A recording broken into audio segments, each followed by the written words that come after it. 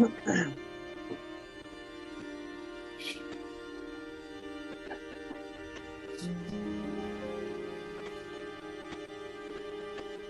everyone. Thank you for being here. We're going to get started in just a few minutes.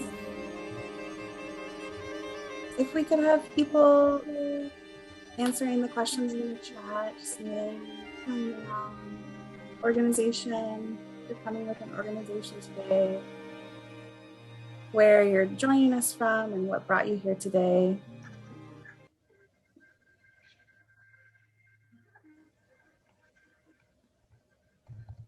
Y'all are short on the next day or whatever, which is happening.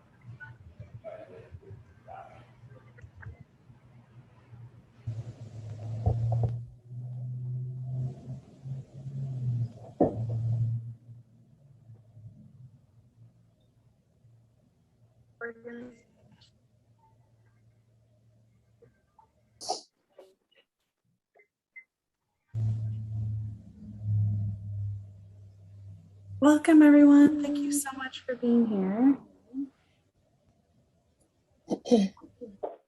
My name is Deanne Alcantara Thompson, and I'm coming to you today from occupied Duwamish territory. And I'm going to be doing a lot of things here today, but I've been an advocate and a community organizer in the anti-domestic and sexual violence field in the Seattle area for a long time. And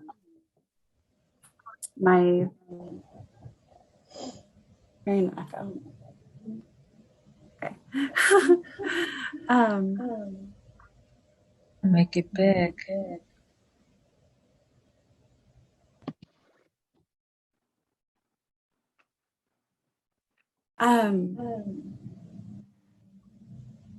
Let's see. So I've been doing this work for a little while, and we're so excited to get to be together today to think about Madison George and what we can do to support her, and also to be with Earth Feather Sovereign to think about missing and murdered Indigenous women. And yeah, we have with us today Sabrina, who works at API Chaya. Sabrina and I work at API Chaya together. And if you need to speak to an advocate more one-on-one, please feel free to message Sabrina. In Sabrina's name, in the Zoom, it also says advocate. And we wanted to, can I go to the next slide? So, the Campaign to Free Madison George is a coalition of Madison's loved ones, members of the Coville Confederated Tribe and Spokane Tribe, community organizations like API Chaya, Collective Justice, MMIW Washington, Participatory Justice, and Radical Women, and individual activists that formed in July. So we're a pretty new group. We're grateful you're here and look forward to working together to call for Madison's freedom. Today, we're hoping to start, by opening together, grounding, and then go into talking about what is MMIW and more about the Madison George self-defense case. We'll have a 10-minute breakout or break, your choice. And then we'll go to a Q&A, and then we'll have a take action section. So just a little overview of the agenda for today. If you've ever met me, you know that it's pretty special that we have that agenda. It's fun to get to share that with all of you. We have many organizations that wanted to be a part of co-sponsoring this really important event today. So I wanted to list those out for you all. So, and you can look up more information about each of our organizations, and we would love that. So the first one is API Chaya, and somebody's going to be helping out, putting things in the chat, so you can click right on the links if you want and check out more of the websites and information about the organization later. Collective Justice, survived and punished. Radical Women Seattle, the Washington State Coalition Against Domestic Violence, which we lovingly call WISCATIV, which it's debatable how much linguistical sense that makes. Mother Nation, Participatory Justice, Free Them All, Fight Toxic Prisons. And we just want to thank so much all of these organizations for coming together today to put this webinar on and be in solidarity. It's very overwhelming to just read all the names and not give you more background information about each of the beloved organizations, but we really appreciate you all so much. And yeah, next, I'm actually going to turn it over to my brother. Just so sweet to welcome Dakota Camacho into the space today. And yeah, just give us 1 second.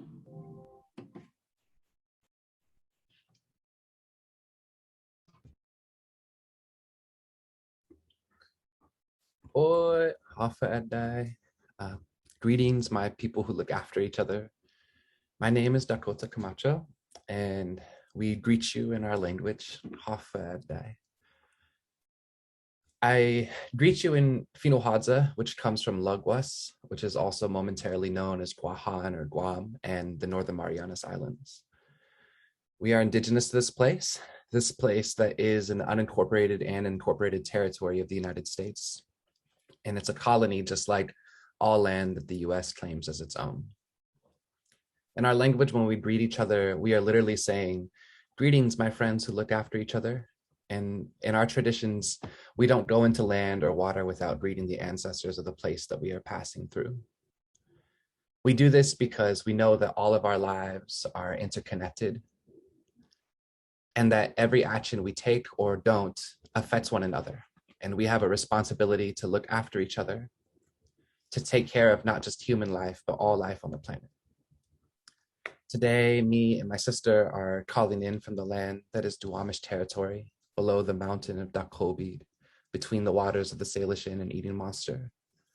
This land that is the ancestral land of the Duwamish, that is ancestrally significant to the peoples now known as the Muckleshoot and Suquamish. Here in this territory, I learned from my friend and elder, Squaiquai, that in Coast Salish territory, there's a similar protocol for entering their land. The first piece is to acknowledge that the ancestors through song, which I'll do after I say a few words about this idea of protocol. And the second part of the protocol is that we, the people who are entering, who are not ancestrally of this place, make an offering from our hearts as a way of saying that we recognize that the First Nations of this place have a genealogical, spiritual, and cultural obligation to look after all life in this place.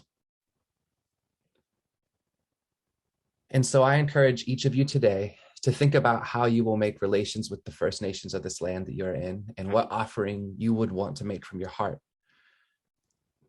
to help ensure that all life is taken care of here. I also think that this opening would be incomplete without acknowledging that the existence of the United States itself threatens the well-being of Indigenous peoples. And for the last 500 years, the building and maintaining of this nation has meant displacing the Indigenous peoples, our life ways, languages, and cultural practices that keeps this place, this earth, in balance. The webinar today deals with the reality of violence against Native women, and we cannot be honest about this without stating that the existence of the United States has been the greatest threat to the health and well-being of Indigenous peoples. This country is built on the attempted genocide of Native peoples and the human trafficking and enslavement of African peoples. We have lived through the generations of colonial laws that enforce policies that have targeted our communities. And in the midst of that, we also know that it is Black and Native women that have led the movement to end gender-based violence in this country.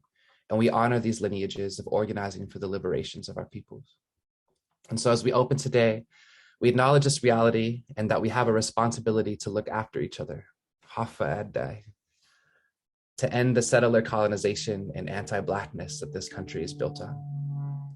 And so with that, I'd like to begin today by offering an ancestral song shared with me by our friend and relative, Jeremy Cepeda. And I would invite you to use this opportunity to breathe deeply, to be present with the sensations that are happening in your body, mind, and spirit, with the conversation that is naturally happening between you and the land that you're in, through the air that you're breathing, the water that is flowing through your body, the heat of your heart, and the earth of your skin.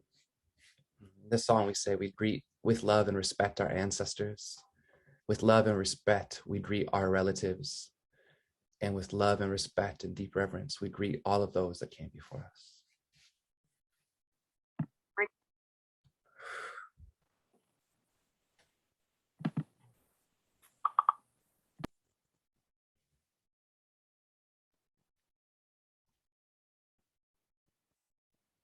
Inne ni hamzu man yanan ma mi inne ni hamzu man yelun ma mi inne ni iman mo for night we have any man more for night we have in any hamzu man yanan mami in any hamzu man yelun mami in any iman more for night we have in any man more for night we have in any hamzu man yanan mami in any hamzu man yelun mami in any iman more for night we have in any man more for night we have.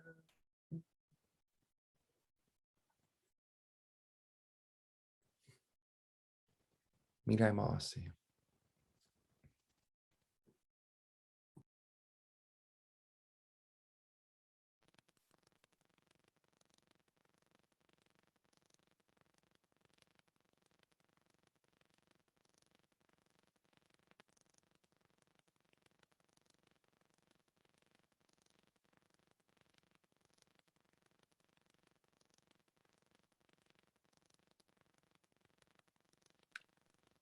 Deanne, we cannot hear you.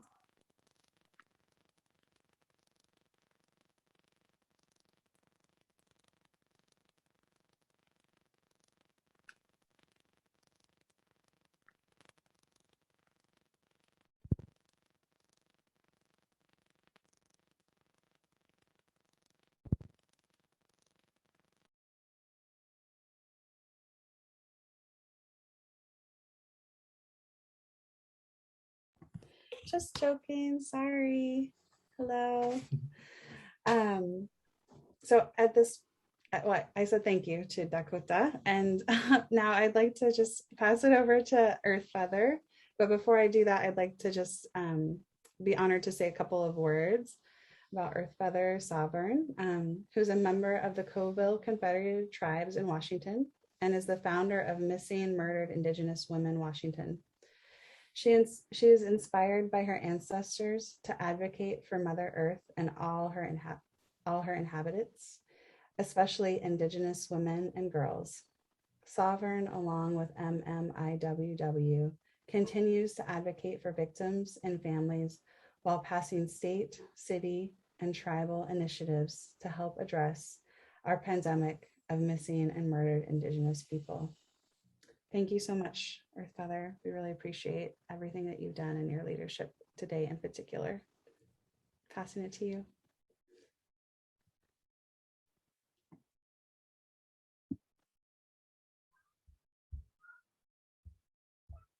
White Hustlehalt. My name is Earth Feather Sovereign. I use she, her pronouns. I'm a member of the Coville Confederated Tribes. I am also the founder, director, and advocate for missing and murdered Indigenous women in Washington. My mother's Deanna Marsali, my father's Ernest Clark. Missing and Murdered Indigenous Women Washington. We are a charity for nonprofit with the state of Washington, not to be confused with the Missing and Murdered Indigenous Women movement. We want to bring awareness and bring about change to help address the pandemic of missing and murdered Indigenous people. First, I'd like to recognize the Madison Creek Treaty Tribes in which land I currently reside on, as well as all Turtle Island nations that make up North America, from the top head of Canada to the tail of Mexico. And I'll take a moment here to share my screen.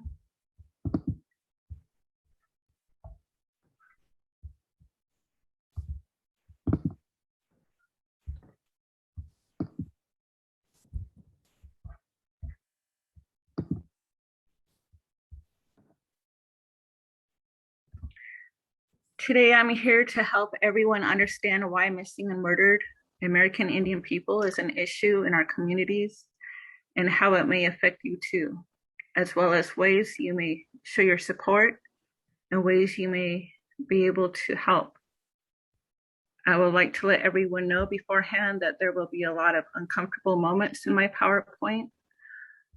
You are welcome to leave at any time, and I encourage you to stay because I believe these uncomfortable conversations will help bring understanding from an Indigenous perspective and healing as a collective. So we may all come together as sisters and brothers of our Mother Earth. One of the First Nations communities, well-known areas of missing and murdered, is based in British Columbia on Yellowhead Highway 16, just north of us in Washington State. It is known as a Highway of Tears. About 18 victims were Indigenous from 1969 to 2006. And you may Google to find more information.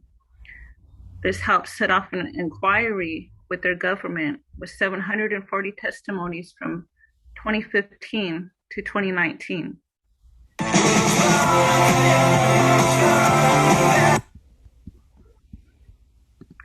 They estimated well over 4,000 missing and murdered Indigenous women and girls. Their final report was ruled as genocide.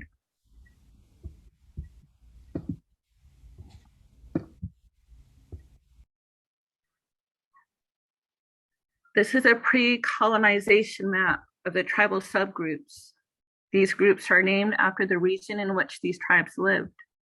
The tribes are grouped together by language, clothing, habitation, traditions, cultural beliefs, ceremonies, and food structures.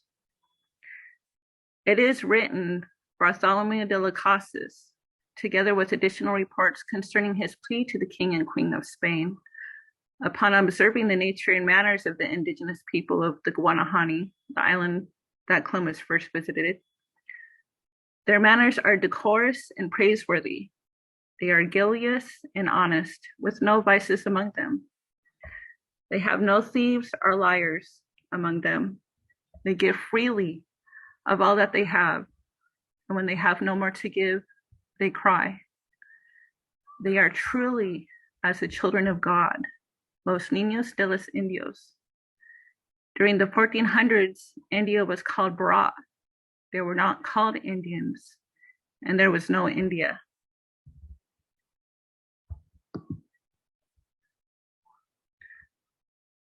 Our Indigenous people of Turtle Island have pinpointed the beginning of the genocide of our Indigenous people to the doctrine of discovery, also known as the doctrine of Christian discovery or the doctrine of dominance. Many Americans grow up learning that the continent was discovered by Christopher Columbus. The concept of discovery, as if the land was empty prior to the arrival, and its indigenous inhabitants were somehow less than the explorers. The doctrine of discovery theologically asserted the right to claim the indigenous lands, territories, and resources on behalf of Christendom, believers and followers of Christ, and to subjugate indigenous people around the world. Christopher Columbus discovered that the indigenous people's beauty was worth their weight in gold. He became the first human and sex trafficker here in the Americas, selling young girls as young as 9 years old. Him and his men annihilated the Guanahani, the Los Niños de los Indios. It was documented through journals that his men raped and murdered them, enslaved them. Some were made to where they're chopped off body parts around their necks, and babies' heads were smashed.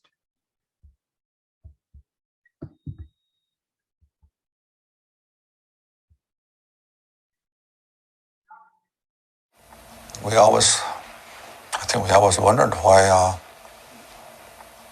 did they think it was right or just to do what they did was, to take our lands and to push us off our lands and try to eliminate us as a people.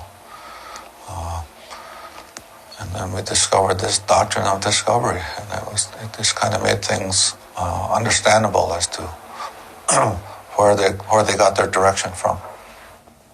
When Columbus landed, and he went back, and he reported, and they said then, the leaders,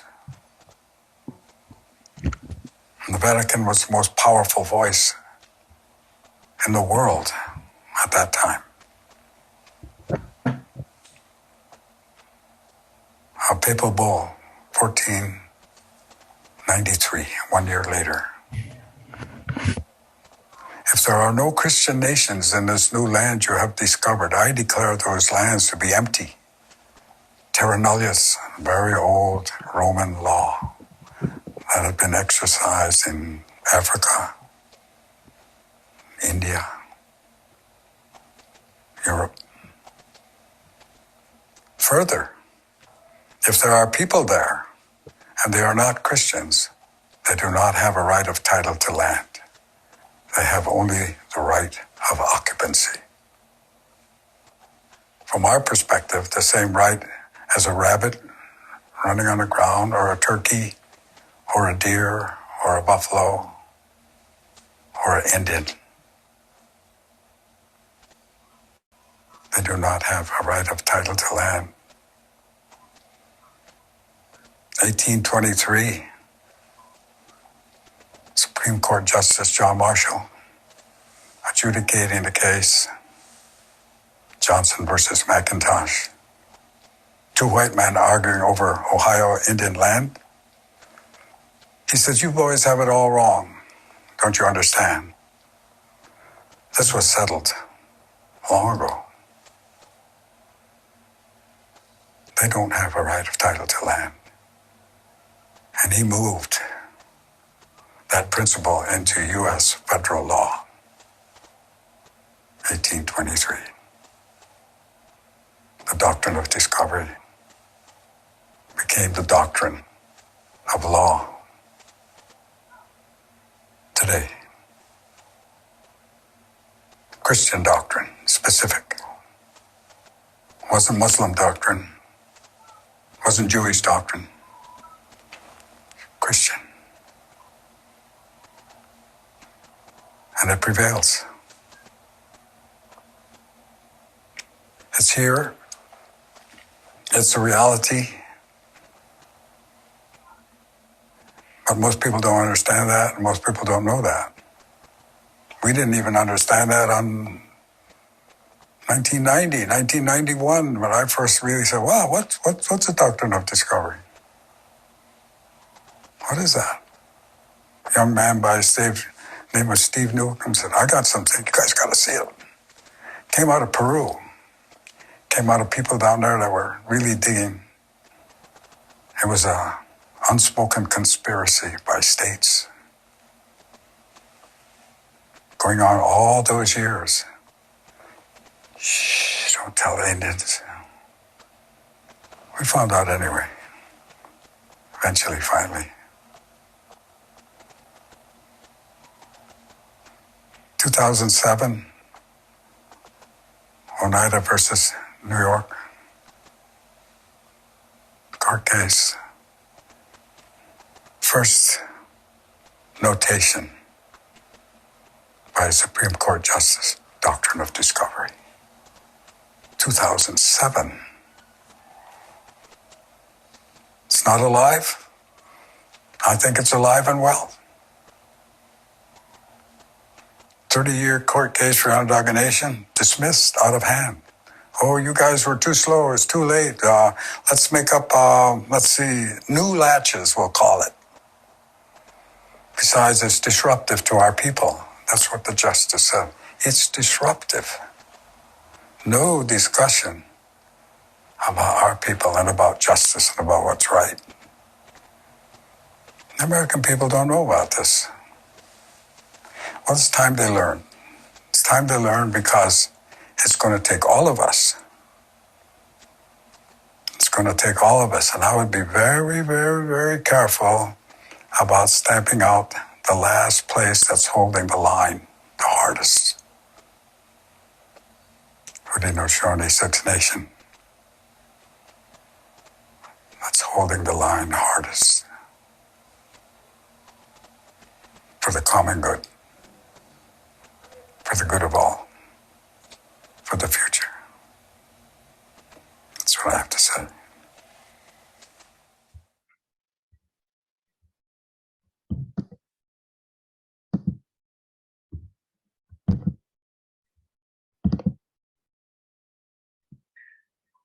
The doctrine of discovery was promulgated by the European monarchies in order to legitimize the colonization of lands outside of Europe. Between the mid-15th century and the mid-20th century, this idea allowed European entities to seize lands inhabited by Indigenous people under the pretext of discovery. In 1494, the Treaty of Tordesillas declared that only non-Christian lands could be colonized under the Papal Bull's doctrine of discovery. In 1792, U.S. Secretary of the State Thomas Jefferson proclaimed that this European doctrine of discovery was international law, which was applicable to the new U.S. government. The doctrine continues to influence American imperialism and treatment of Indigenous people all over the earth today to dehumanize the Indigenous people.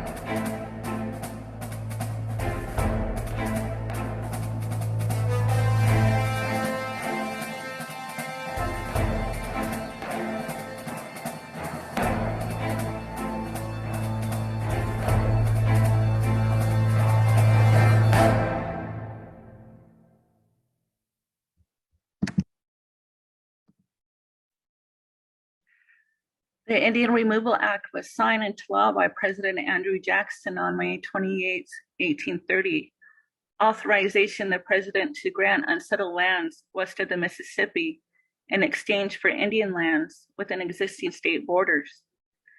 A few tribes went peacefully, but many resisted the relocation policy.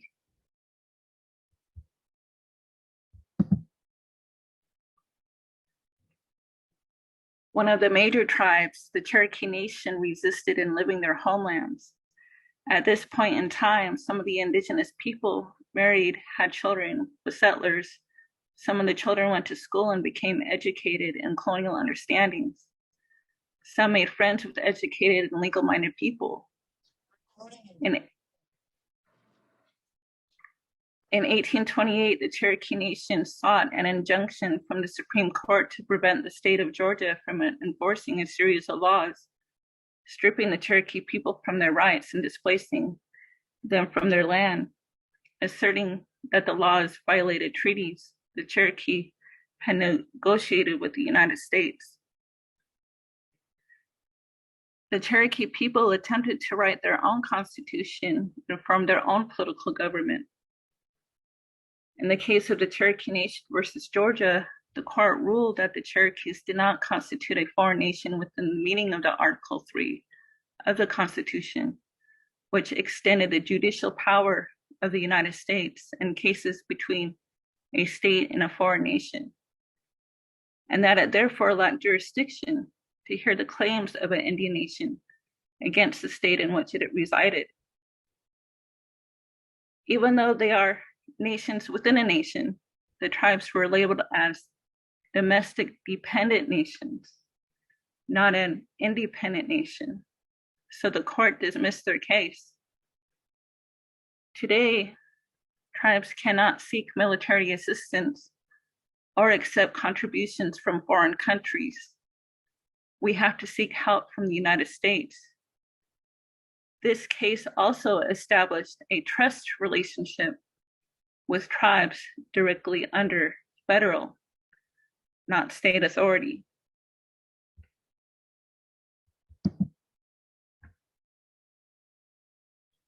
The Trail of Tears was between 1830 to 1850. They called it Trail of Tears because the soldiers journaled that every child, woman, and man were crying every day. Sick and elderly were left behind. Many babies were murdered by soldiers along the way. December 5th, 1838, the Cherokee Nation was the last group to head west past the Mississippi River. 12 groups trudged 800 miles over land to west through the cold weather. Crowding, diseases, poor sanitation, the lack of food and water made them miserable. Many died. When they reached the Mississippi, they crossed the ferry. The toll was 12 cents, but the Cherokees were charged $1 per head. Tribes estimated a total of 4 million collectively died during the removal.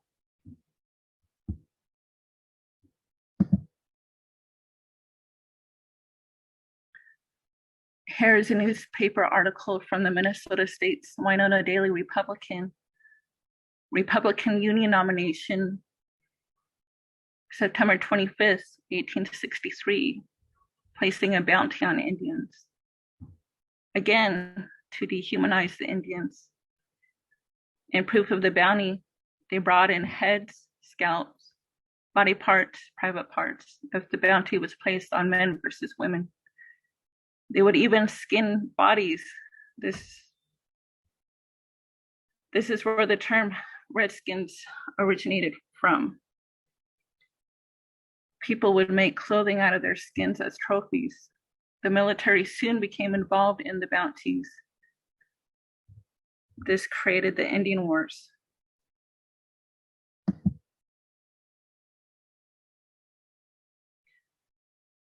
Richard Pratt thought it would be less expensive to educate the Indians rather than pay the military to kill them. The Carlisle boarding school was the first Indian boarding school that opened on October 6, 1879, and operated for nearly 30 years with a mission to kill the Indian to save the man. This philosophy meant administrators forced students to speak English, wear colonized clothing, and act according to US values and culture. If they practiced their culture, ceremonies, or spoke their language, they were severely punished and even executed. Children were ripped out of their parents' hands. Some parents were murdered because they didn't want to let their children go. Children also died escaping and attempting to travel hundreds of miles to their families. Children also died to crowding, diseases, poor sanitation, and the lack of food. Children were also physically and sexually abused. In British Columbia, Canada, 215 unmarked graves were found, most likely murdered by boarding school staff, because you don't unmark graves unless you're hiding something. Today, the USA and Canada have found up to 6,509 remains and counting. My mother went to St. Mary's Mission located on the Colville Reservation. She was there 10 years and raised by Catholic Jesuit priests and nuns. She was also physically and sexually abused.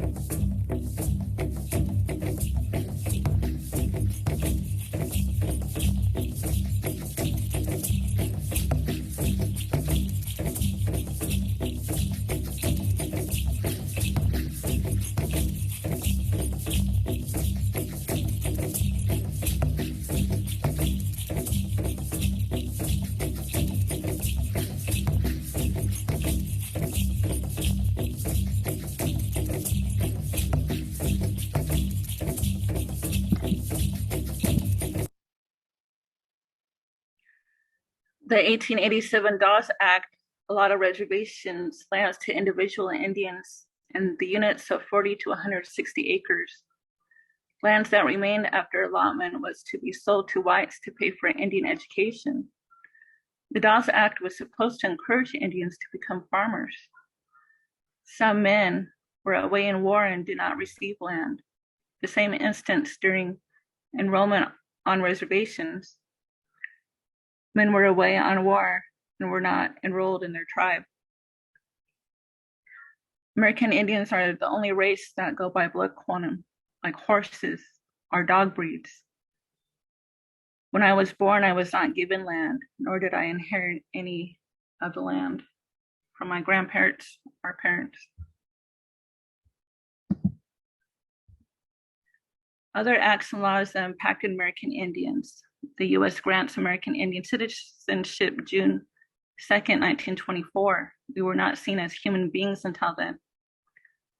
Public Law 280, 1953 is a federal law of the United States establishing a method whereby states may assume jurisdiction over reservation lands.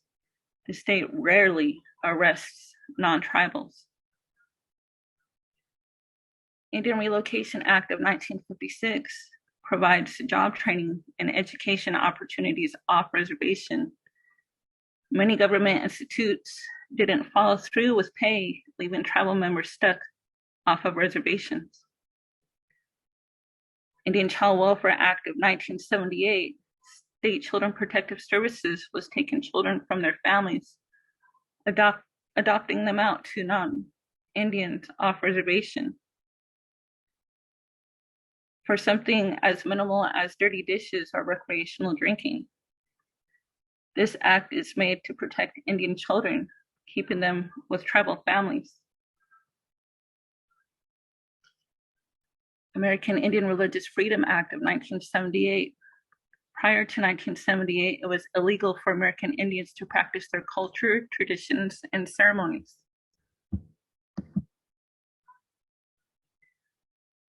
1978 Supreme Court decision, Oliphant versus Suquamish case, decided that Indian tribal courts have no criminal jurisdiction over non-Indians.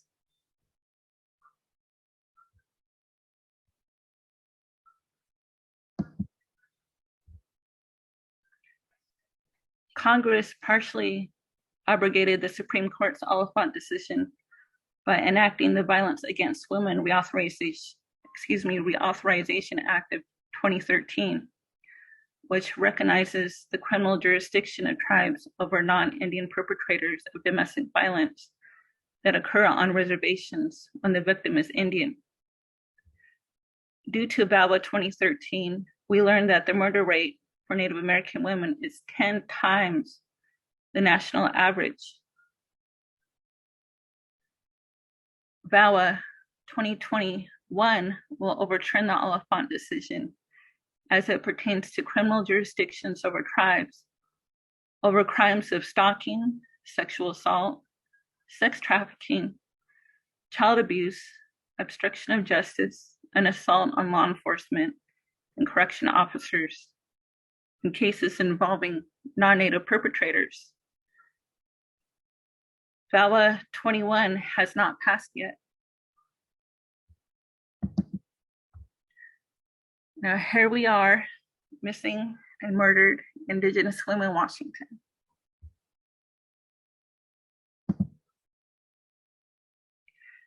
Missing people in the USA, the NCIC report 2020, 543,018 missing people.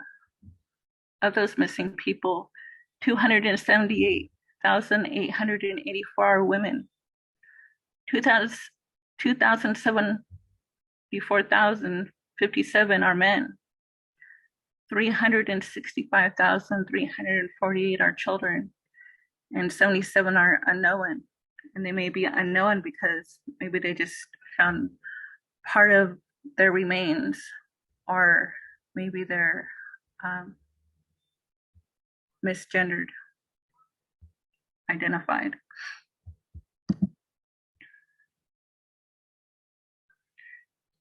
NCIC also reported in 2020 that 9,575 missing Native Americans, 7,062 missing Native children, 5,295 are missing Native women and girls, 4,276 are missing Native men and boys, and 4 are unknown.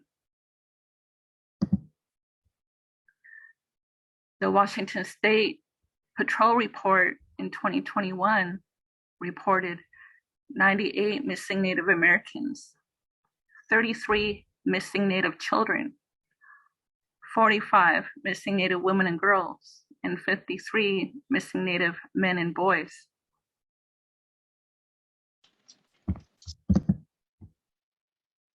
The Center for Disease Control and Prevention reported that homicide is the third leading cause of death of Native women 10 to 24 years old. Homicide is the third leading cause of death for men 10 to 34 years old. Washington State has 29 federally recognized tribes. They make up 1.3% of the population, but 5.5% of the missing cases. Yakama Nation is the fourth leading reservation with the most MMIW open cases with 32 Native women, FBI reported. 71% of the Native Americans live off reservation and in urban areas. Washington State has the second most open missing Native American women cases with NamUs. Seattle, Washington has the highest open cases with 45 reported and 11 unreported missing Native women or girls.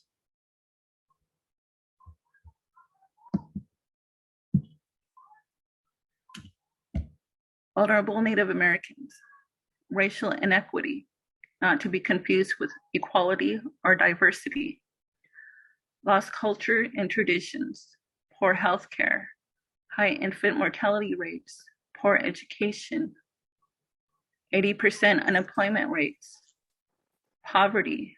Reservations have third world living conditions, high prison rates, high suicide rates, domestic violence, lateral violence, alcohol use, drug use, children protective services, also called Children and Family Services, ICWA, or LICWAC.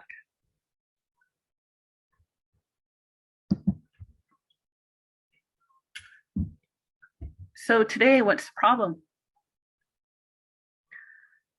We believe our society has a lack of education in regards to our Indigenous, Native American, American Indian people. Growing up in the public school system, we are taught the history of the United States from a colonial perspective. We are taught that Christopher Columbus discovered America, that the American Indians were killed in the Indian Wars, and we won. Now their remains are our artifacts, like the dinosaurs. We are taught that the American Indians were savages, killers, and were not to be trusted. Or we romanticize American Indians. We were taught that Thanksgiving was peaceful, which it was not. It actually stemmed from Pilgrims murdering the Pequot people. We were also taught that it was okay to dress up like American Indians and appropriate their culture because, well, they didn't exist.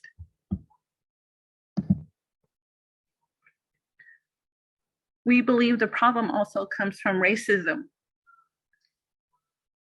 The colonialists and imperialists created races to separate everyone by separation by race, religion, and prejudice to conquer and divide the people. If we are busy fighting each other, people in power can do what they want. Our role is taught in the schools, in movies, in media, that the American Indian no longer exists, or that we are less of a people. Before the Civil Rights Movement, when everyone was divided by Black and white, Indians were told they couldn't go anywhere, use anything, and to stay outside with the dogs. Now, their children are instilled with their parents' beliefs. My generation, then our children are also experiencing these things from their children. We are taught in school plays, in the Boy Scouts, watching sports on TV, like the Redskins, Chiefs, and Indians, and during Halloween that it's okay to mock cultural appropriate American Indians. And no, you are not honoring us. American Indian women are sexually objectified due to the Pocahontas costumes. The last Indian War ended November 26, 2016, during the Dakota Access Pipeline fight, where militarized weapons were brought into the subjugated the peaceful and prayerful Indian people protecting their homeland territory, crying out to the government to uphold their treaty rights. The Standing Rock Nation also wanted to protect the water for 17 million people below their waterways.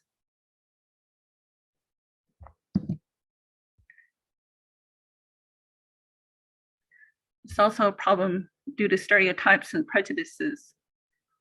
Throughout history, we are told that the Indians love their fire water, so we are seen as drunks.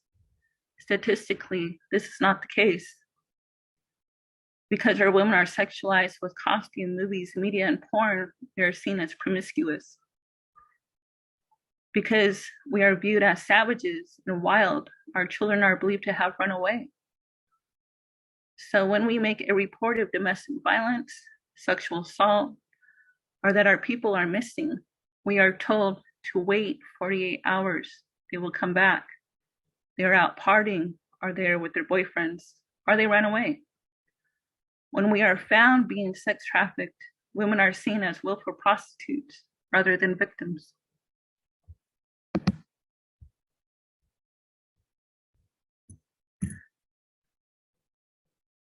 Criminal jurisdiction in our country is very complicated. Jurisdiction may depend on the race of the victim and the offender, as well as the type of crime being committed. This may be also why law enforcement is slow to act and slow to collect data. My mother, she was a domestic violence survivor, And when she called the police and we lived on the reservation, the tribal police showed up, the county police showed up, and the city police showed up, and they didn't really know who had jurisdiction. And so nothing was really ever done. So my mother took me and my sister and we moved. Tribal police are not able to search for their people off reservations, but the state police may come on reservations. We know that there is not a centralized database in reporting our missing and murdered NCIC numbers, but they too are not receiving all the information. The initial intake of missing persons, they don't always categorize the race correctly, or they are listed as mixed race, and it doesn't get categorized with Native American. Abigail Echohawk discovered that the King County law enforcement miscategorized the N option. They were using an outdated system. The N stood for Negro and not Native American.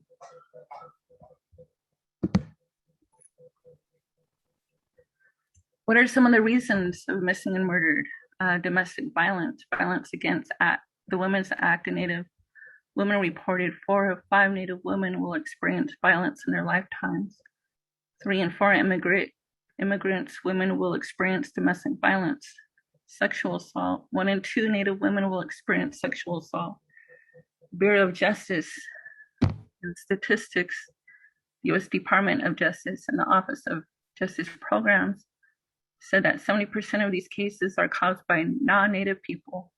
2005 to 2009, U.S. prosecuting attorneys failed to prosecute 67% of these cases.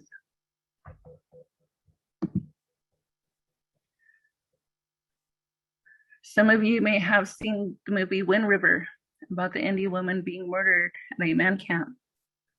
When we think of man camps, we think of pipelines like the one just north of us, the Trans-Canadian. It used to be the Kinder Morgan pipeline. They are expecting 500 camps that hold 1,000 men in each camp.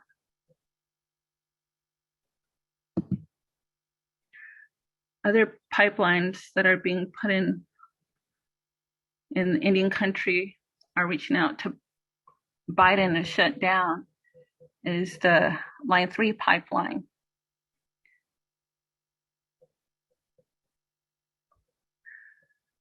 Line 3 is said to be a replacement pipeline, and it's not, it's a new pipeline. February 2021, 6 trafficking stings, 7 arrested, and 2 was in-bridge contractors.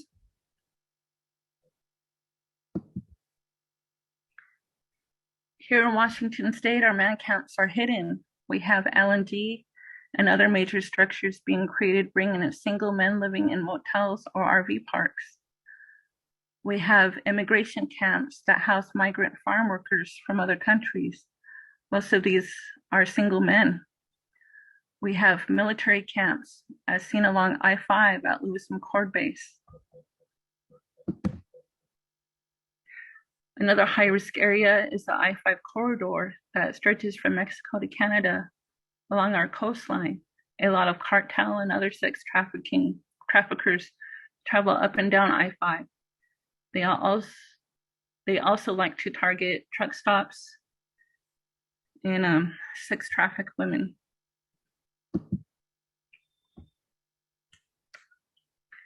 Sex trafficking may be considered through the Child Protective Services. We discovered CPS sometimes loses children. Their placements are predators may slip by their background checks. Placements are not held accountable when children report sexual abuse or rape. States and tribes are not always following the Indian Child Welfare Act. Children also time out when they're 18 years old and feel displaced with nowhere to go, leaving them vulnerable to sex trafficking. By pimps, they could be both sexes. So please watch your children's internet use. Pimps and sex traffickers troll the internet and target our children and teenagers. Gang-based cartels. Our youth are taught to join gangs so they feel protected or like they belong. gangs brainwash them to do sexual acts for money, alcohol, or drugs. Family-based, family members sex traffic their family members for alcohol, drugs, or to help pay the bills. Survival sex, from our houseless children timing out of CPS, runaways, to low-income people.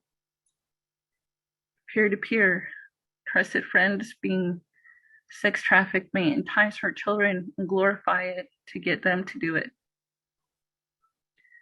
Independent, people may have sex trafficked for many years and they feel like it's the only thing that they're capable of doing. So they venture off on their own. This is rare because pimps may be territorial, forcing them to receive a cut of their profits. Exploitation of boys, LGBTQ plus and two-spirit youth. It's not always our women and girls being sex trafficked. In Portland, they are known as Boy Town, a populated place to buy men and boys. Exploitation by other forms of sex trade.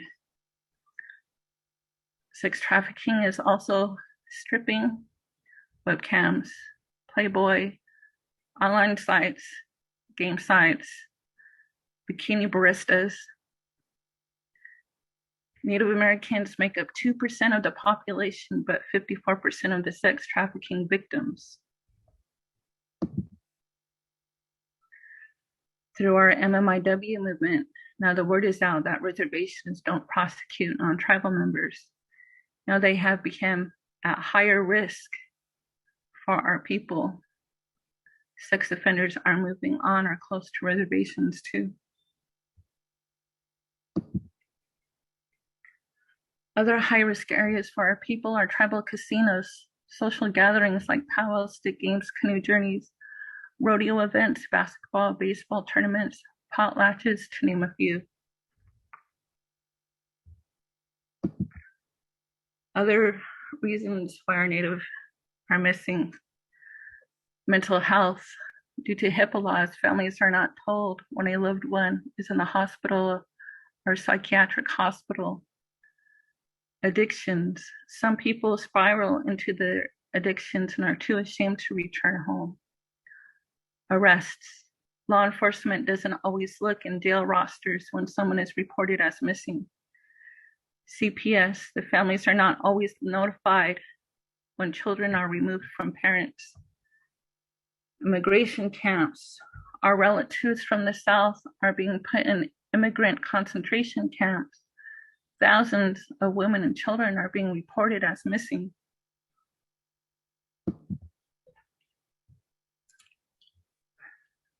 Black market organ harvesting. Indigenous people have blood type O that's transferable to other blood types. Hate crimes. Police brutality. Native Americans have the highest rates. Gang violence. Cases are put on the back burner. Vehicular assault. Families often don't receive justice when a non-Native hits a Native person. Neglect. CPS are medical neglect.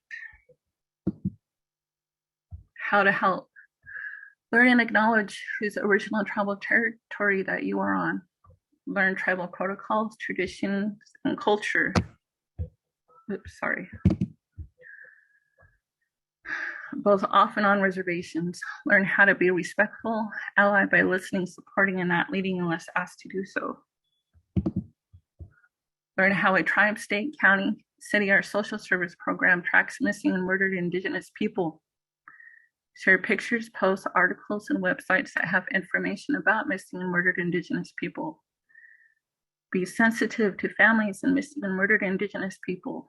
Families are not always want to talk about their missing or murdered loved ones because of their cultural beliefs, because they are mourning, or because you are not a trusted friend or family member.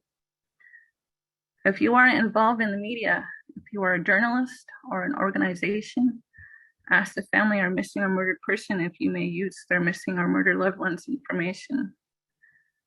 Contact local political representatives.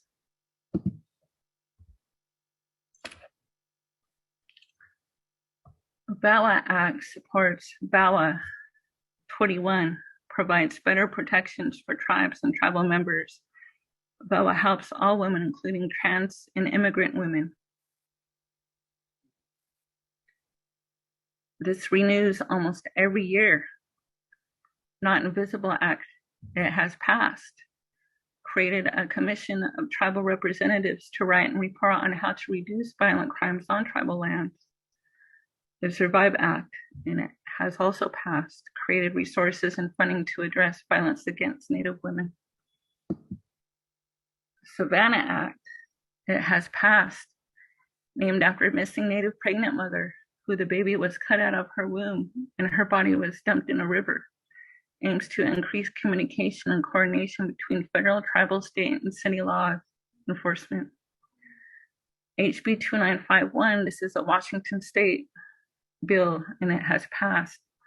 The bill studied ways to increase state resources for reports and identifying missing Native Americans. HB 1713, Washington State, and it has also passed, created 2 Washington State Patrol tribal liaisons to work with tribes, urban Indian organizations, victims, and families. This upcoming year in Washington State, support HB 1571. This is what we call the Bring Them Home Bill. Gives families the right to pray over their deceased loved ones. Creates an Amber Alert called Red Thunder Alert for missing American Indians. Makes sex trafficking hotline information accessible in high-risk areas. Creates a healing center for sex trafficking survivors.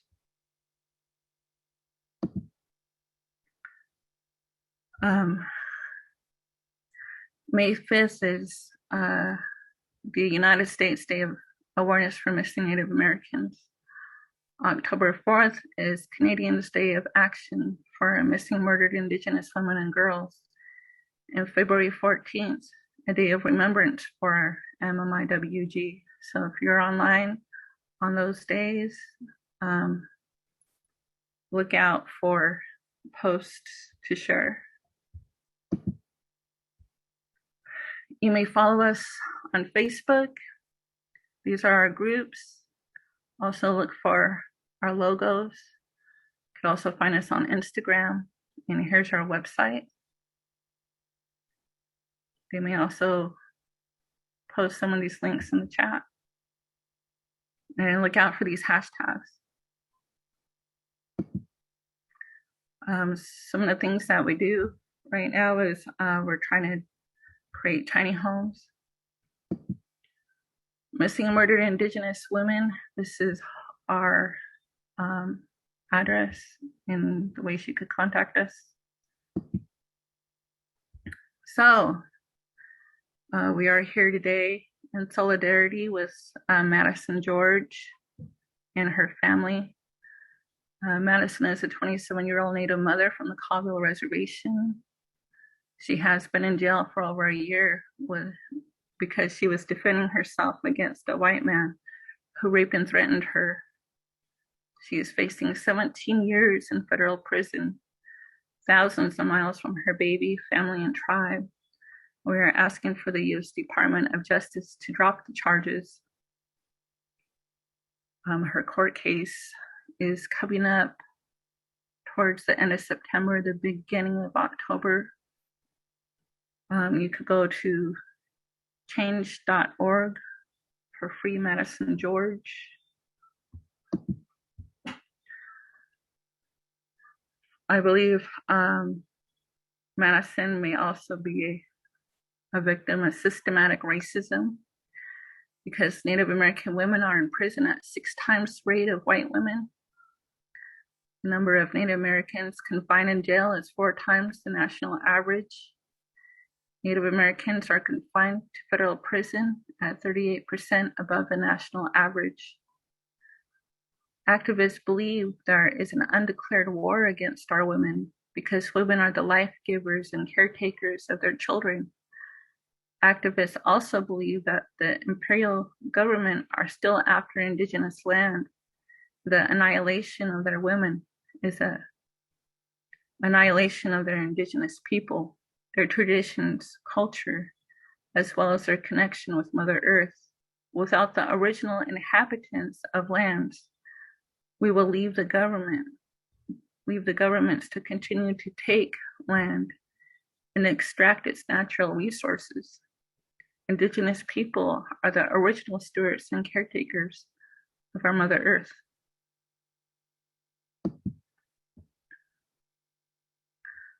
Also look out for hashtag Free Madison George. Here's her website. Could find us on Facebook, Instagram, and also an opportunity to write Maddesyn and give her some encouragement and let her know that you're in solidarity with her and her family and our cause.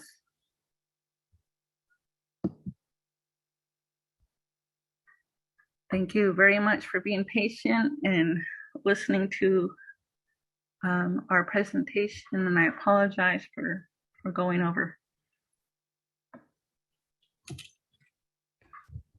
Limit. Thank you so much, Earth Feather. That was beautiful and we really appreciated it. And I don't think you were over, actually, right on time. So. Oh, nice. I do think that we had a video to share, so I wanted to invite for that to happen now. And also just to acknowledge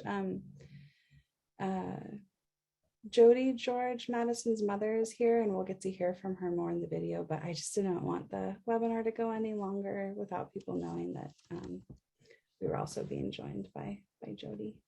Thank you again so much, Earth Feather. I feel like words can't really express the appreciation that we're all feeling for your work and for your sharing today. Thank you.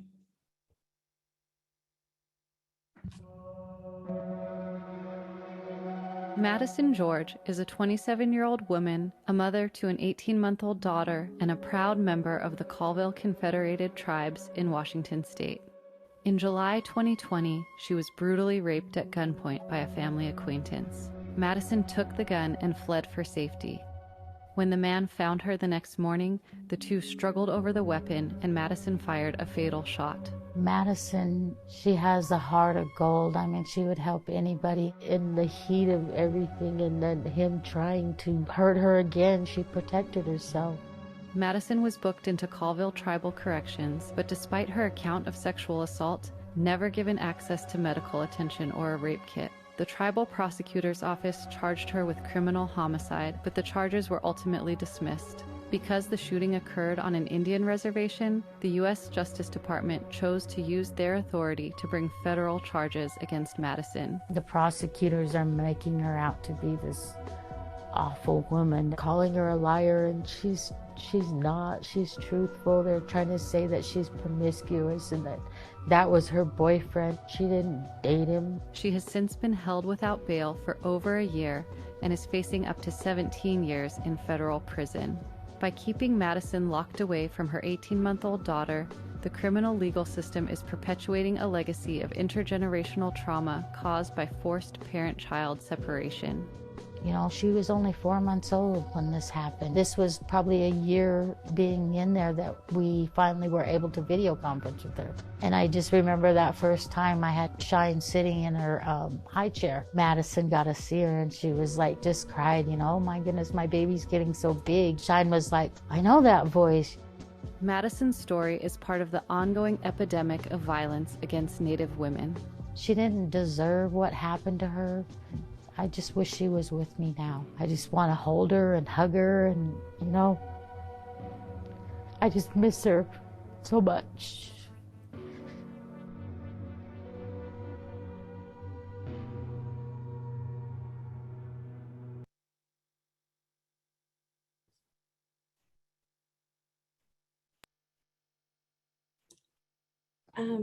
Thank you, Jody, for doing the being a part of the interview process and just doing everything that you've been doing for Maddesyn. We really appreciate you, and we know that it's not enough, but we hope that you can see us here today and feel this love and support coming your way. Did you want to say a few words right now, or? I just want to thank everybody for their support for Madison. Just hits my heart right here. And, you know, I do miss her and I want her home with me. And just thank you to Tess and Jesse for making the film and doing everything. It was beautiful. Free Madison. Sign the thing, you know, let's do anything we can to get her home to her baby. Thank you. Thank you so much, Jody. We all want that so much too. Thanks for saying a couple words now, and maybe we'll get more of a chance to hear from you later on too.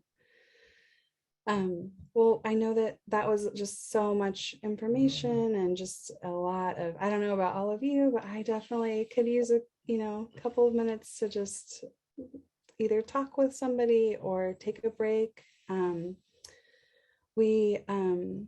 Yeah, so this is sort of the time to take a beat and just process the information and let anything that's coming up come up for you. We've started developing like some breakout rooms for people to be able to join, and so you can either go into those breakout rooms. We'll sort of send you off into breakout rooms in a minute or so, and while you're in the breakout rooms, or even if you're not in the breakout room, you can use I don't know what to call it, a kind of if we were in a room together, we might be doing some brainstorming or talking to each other in real time. And in the absence of that, we're going to do it on something called Jamboard. So it's a really straightforward tool where you can kind of be adding your thoughts, and there's some prompts in there, and the link is in the chat. So you just click on the link, and even without an account, you should be able to go ahead and use it. And these are some of the questions that we have. So what stood out to you the most in the presentation? What questions do you have for Earth Feather?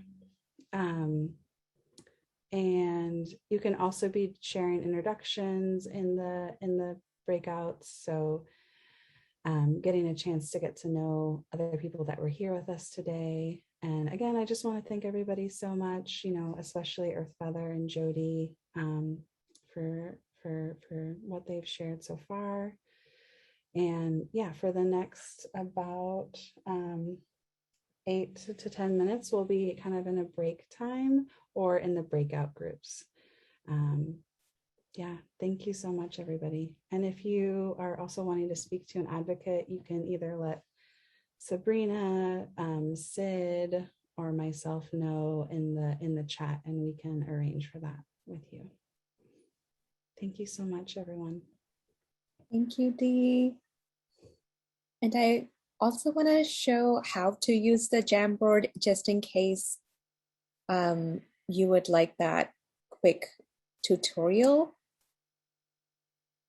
You can click on the sticky note and add anything you want, example, and then click save, and it will show up.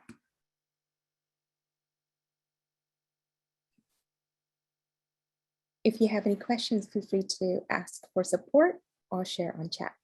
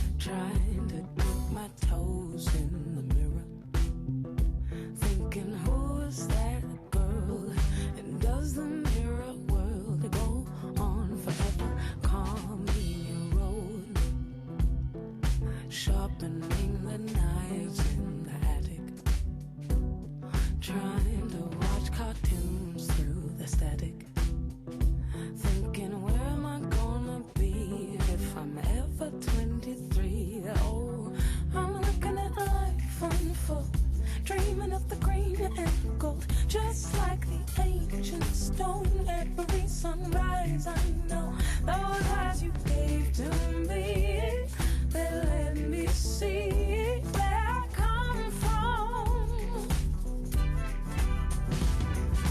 Find an old friend, meeting my guitar in the city, feeling like a star in the city. And suddenly it seems that I'm where I'm supposed to be. Oh, and now I'm fully grown, and I'm seeing everything clearer. Just sweep away that dust from the mirror. We're walking hand in hand on the warm white sands. I'm looking at life unfold, dreaming of the green and gold, just like the ancient stone every sunrise. I know those eyes you gave to me, that let me see where I come from.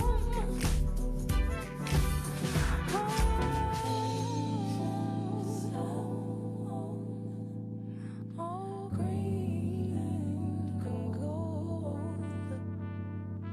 ancient stone, oh, green.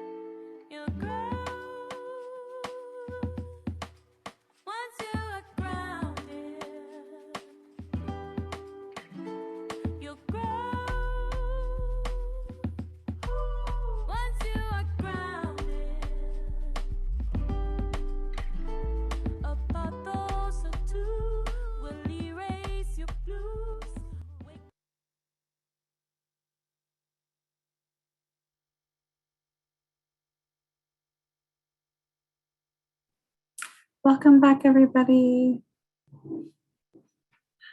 I hope that that was just what you needed, and hopefully you'll have more of whatever it is that you need later today.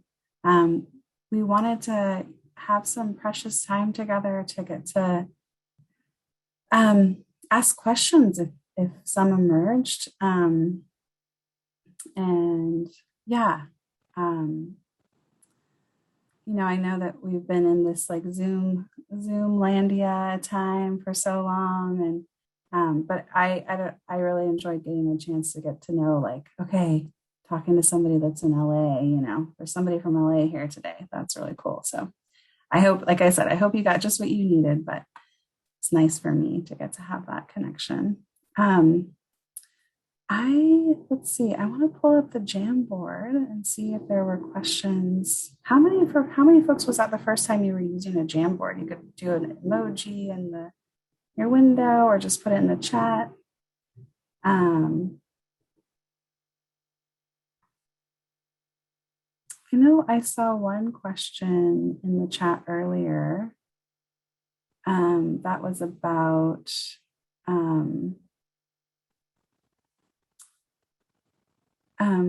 this was a question for you, Earth Feather. If you knew about the numbers for missing or murdered non-binary, trans, and two-spirit people, Native folks.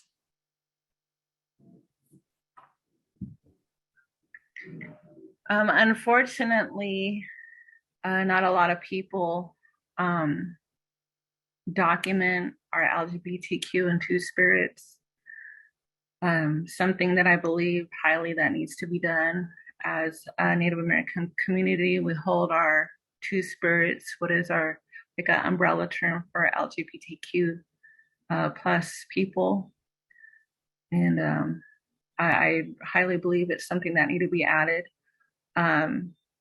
Last year, Trump created the Operation Lady Justice, and it's like a cold case program that's soon to catch on through a lot of the states. And that's one thing that we told them that they had to do, that they needed to do, was add our two spirits and LGBTQ people to the data, which is sometimes hard because when they find remains, there might not be ways to properly identify them. What we're born with, in how our body proportions and everything are differ. So you may be able to see on some social networks where they'll take sometimes bodies that were found and make them transgender, and sometimes this opens up a whole spectrum for everybody in solidarity, that they share these and people are found.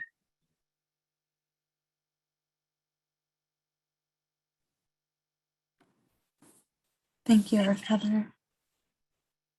I also got a question in the chat with somebody asking about just like what are the next, what's happening next with Madison's trial and sentencing, and I wanted to open that up to you, Jody, and also Earth Feather, see if you would want to share that, or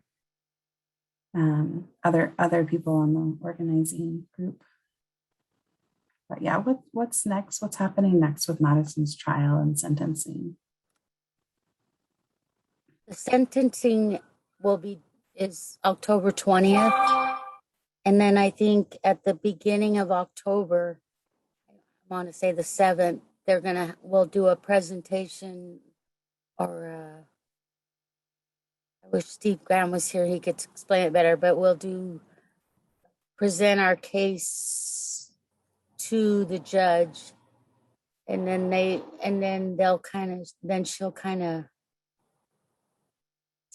or he has to present all the stuff that he has, and then the judge will go over it, and then during sentencing we'll like all our family and stuff will go there, and we'll do statements and stuff for Maddesyn, and she'll do a statement, and then the judge will decide on her sentencing. It was so they plea deal.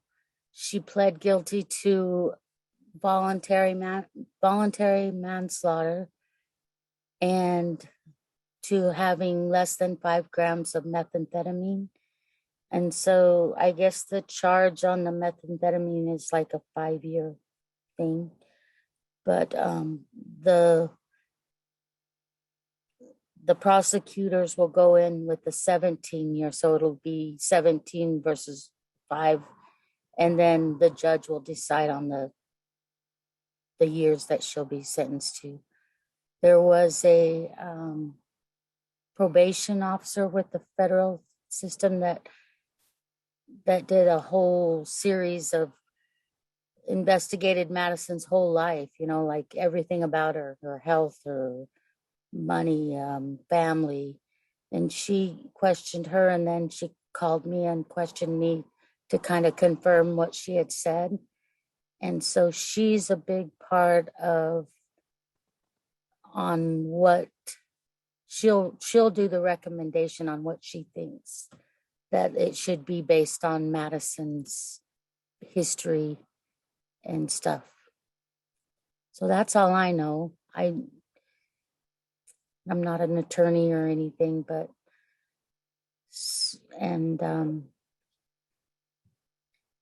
I think Maddesyn's like, really wanting to get everything over with. She's tired of being there in Spokane County Jail. There isn't, with COVID, there's no visiting. There's, we haven't seen her for 1.5 years now, or she hasn't even seen her daughter since she was 4 months old. Uh-oh, she's getting mad. But,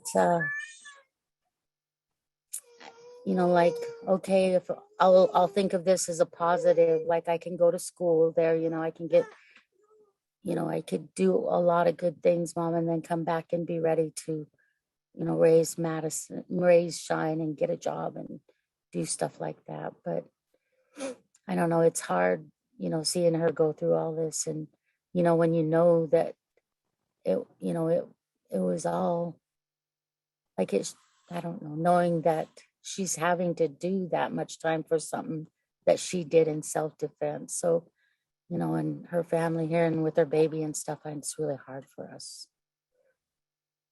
So, and that's all I know about the court case. Thank you so much, Jody. We really appreciate it.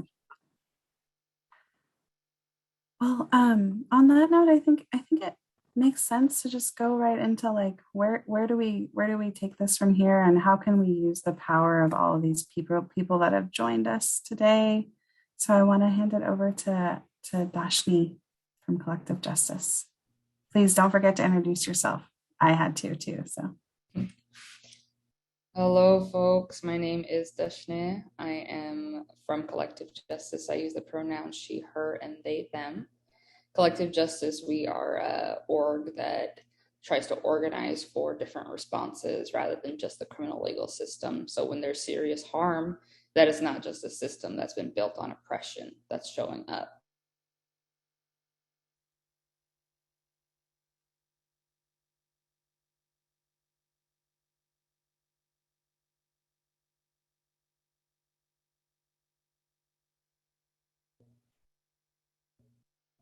I froze, didn't I?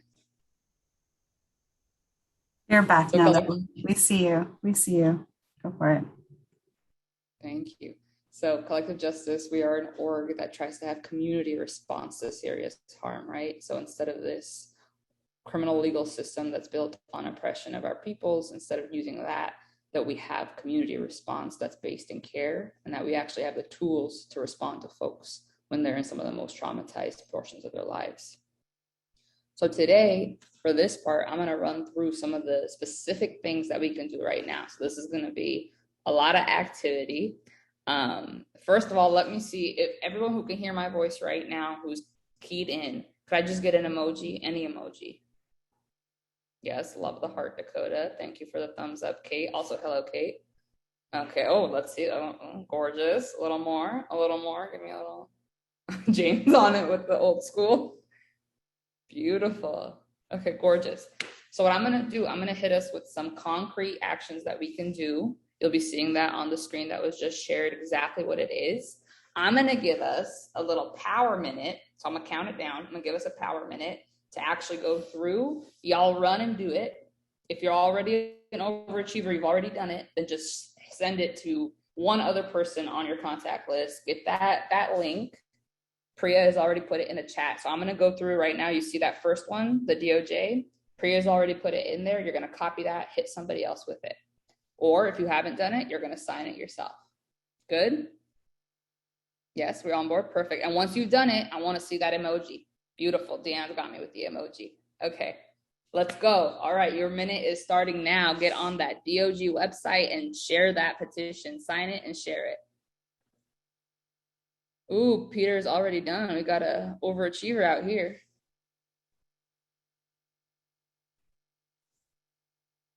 I feel like we should be playing the Jeopardy music.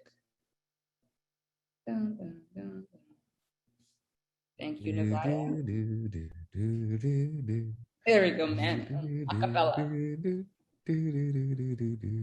Ooh, Michelle wins the award. 56 sexual assault coalitions nationally.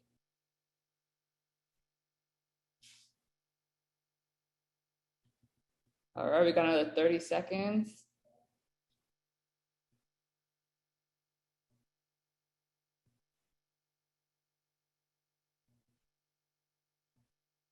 I wish I was a fly on the wall seeing you all rush to put your names in.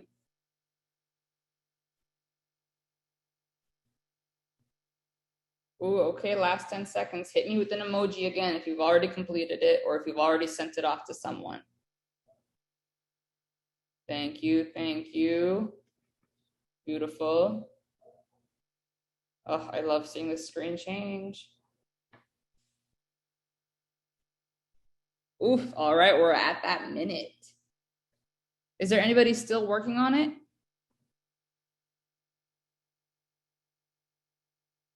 Okay, good to know. Let's get to the next one.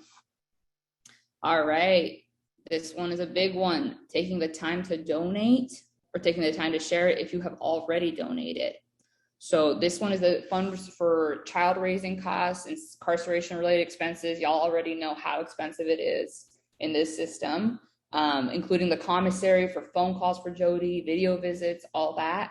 We've currently already raised $3,325. That's the community's backing, and we're trying to get to 5K. So I'm gonna give y'all a little bit longer for this guy, because I know it takes a second to input the credit card info. Or if you want to put a pause on it and you rather share and then later go back and donate, that's beautiful too. But you just remember to hit me with that. Julian, okay, killing it. Hit me with that emoji as soon as it's done, okay? All right, I've started the clock.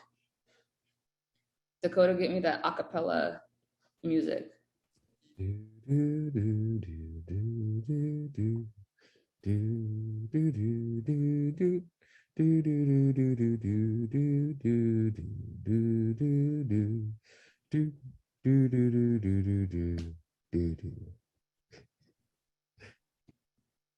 Thank you, Dakota.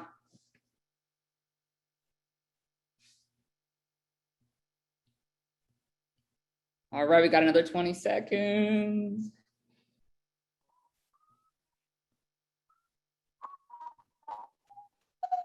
Ooh, Michelle is done. We know Julian's done. Do I see any hearts? Do I see any emojis? Dakota killed it.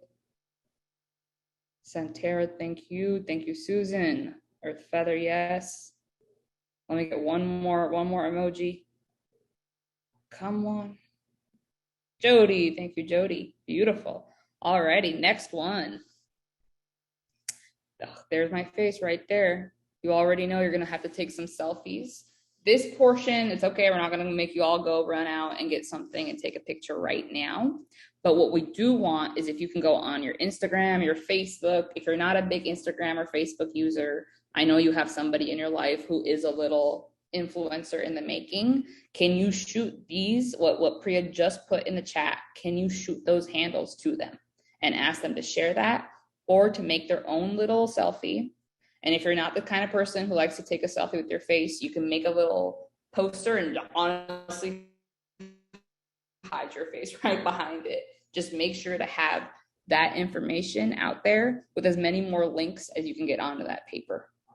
And then always to hashtag it with that hashtag free Madesyn. The photo there has cut it out, but it should have a hashtag free Madesyn. Ideally, we can get that trending. And this was part of Jody's idea. So let's go ahead and put some backing behind it.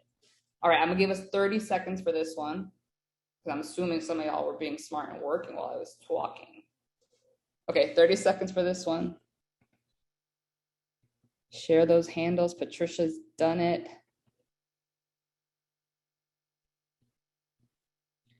Jane is sending us a tip for GoFundMe. I will speak that out loud in a second. All right, Michelle has done it. Thank you, Michelle. Let's see who else? Dakota killed it. Thank you, Dakota. Ooh, 5 more seconds. No, I'm gonna be good, y'all. I'm gonna give y'all an additional 5 seconds. One more emoji. Let me see who got it done.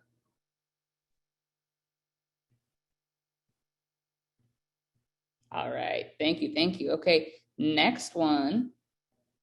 Actually, before we go to the next one, let me say, Jane just put in a tip for folks who can donate but don't have a lot of money. GoFundMe will automatically ask for a tip for their company, but that does not go to Madesyn. So you can just adjust that to 0. So all your money goes to Madesyn. Thank you, Jane, for that tip. All right, for this next piece, we are gonna have a letter writing gathering on the 23rd of September.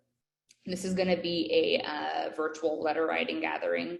We're all just gonna get together. It's gonna be a beautiful vibe. We're gonna have some lovely music, some kind faces, and we're gonna run through and write some letters out for Madesyn, just to say that we're thinking of her, and just writing letters of support, and especially in the weeks that are leading up to the sentencing hearing on the 20th.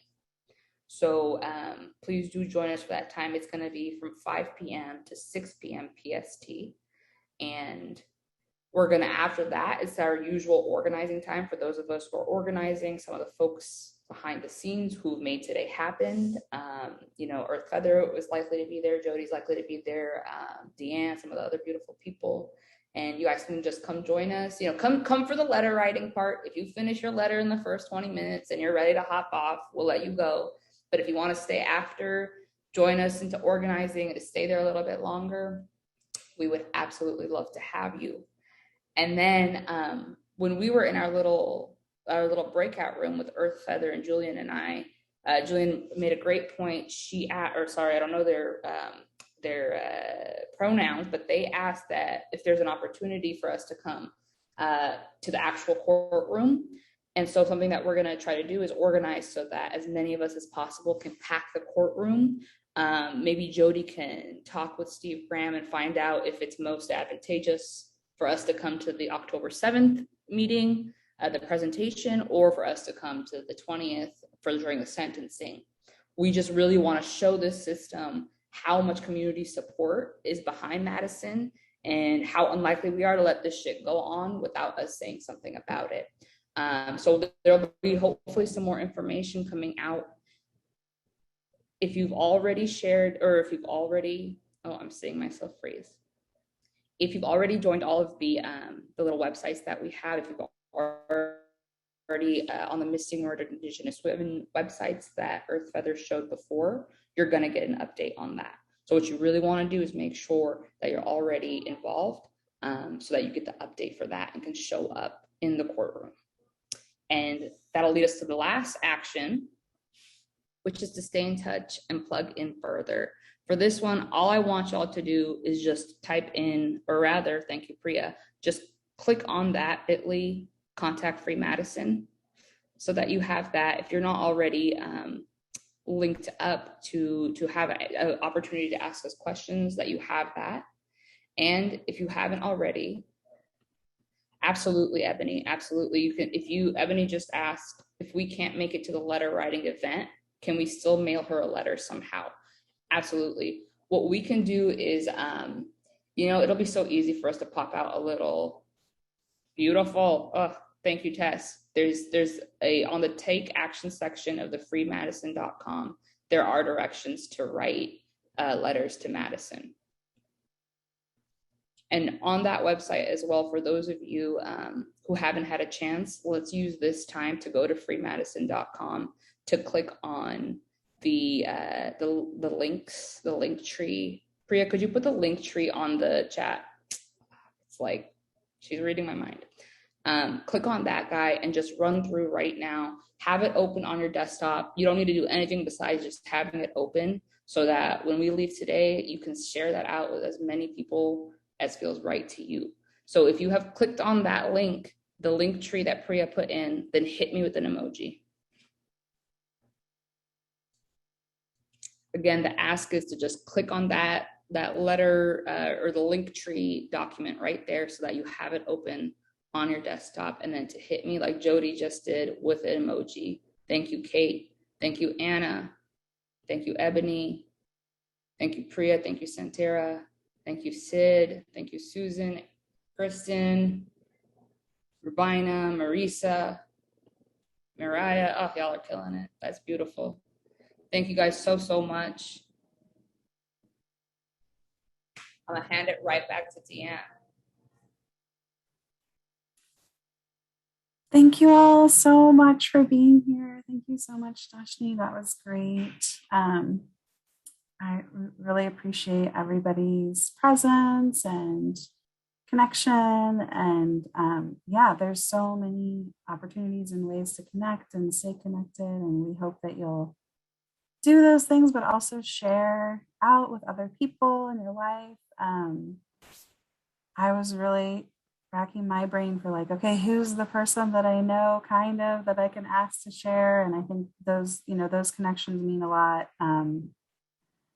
Yeah, so just do what you can, and we really appreciate it. And just want to thank Jody again. Thank you so much for being here, sending you so much love and support. And yeah, we really appreciate you and all that you're doing right now. And thank you, Earth Feather, so much for sharing all that you did. And I don't know if either of you have anything that you'd like to end with, but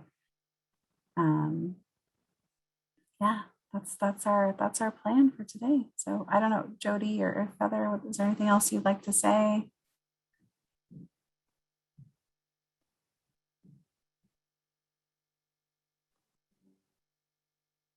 I'd just like to say thank you to everybody that was here, and that last little session was awesome. Way to go. I don't know how to Dashni. That was awesome. I loved it. Made the ending so so much better. And Earth Feather, that was a beautiful presentation. And I can't wait for Maddie to call me or do my video conference with her after the session, so I can kind of share with her everything that we've done today. And I know she'll be excited too. I mean, she was feeling so alone and stuff, being there, like everybody just forgot about her. But and now she's completely different person. She isn't so depressed all the time, and she's like not sleeping so much and calling us more and seeing babies. So, and this is due to all that you guys are doing for us, for Maddesyn. And I can't say thank you enough for everything. Thank you. You're welcome, Jody. Yeah, we're here with you as much as we can be. Okay, Earth Feather, go ahead, please.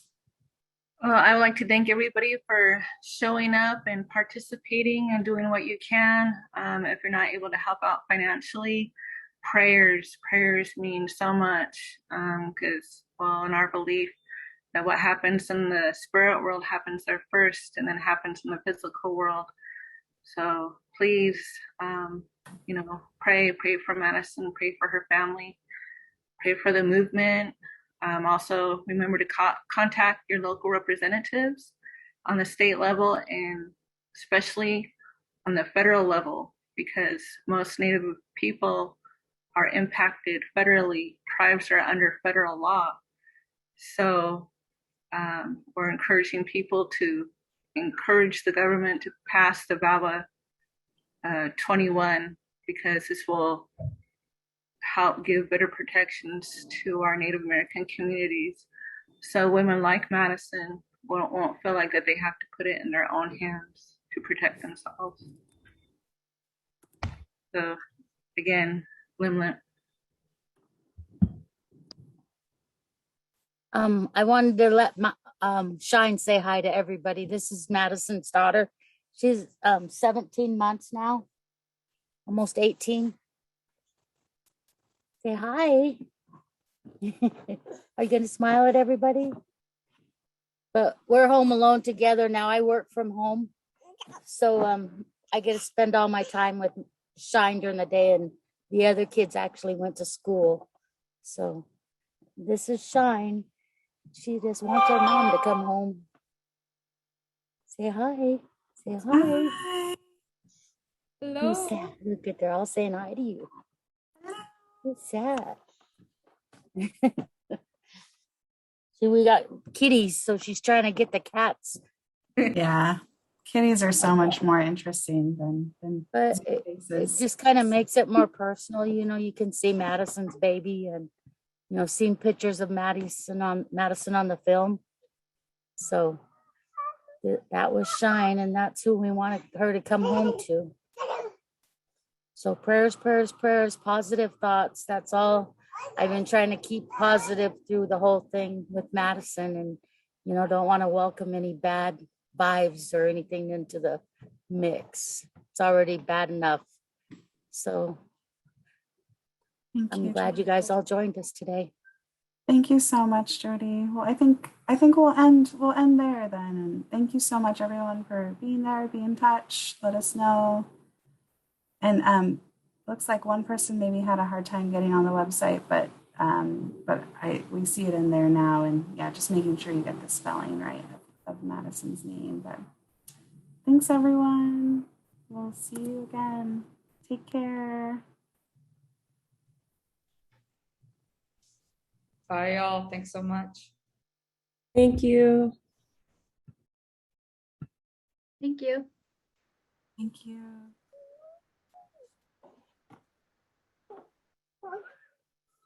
Thank you.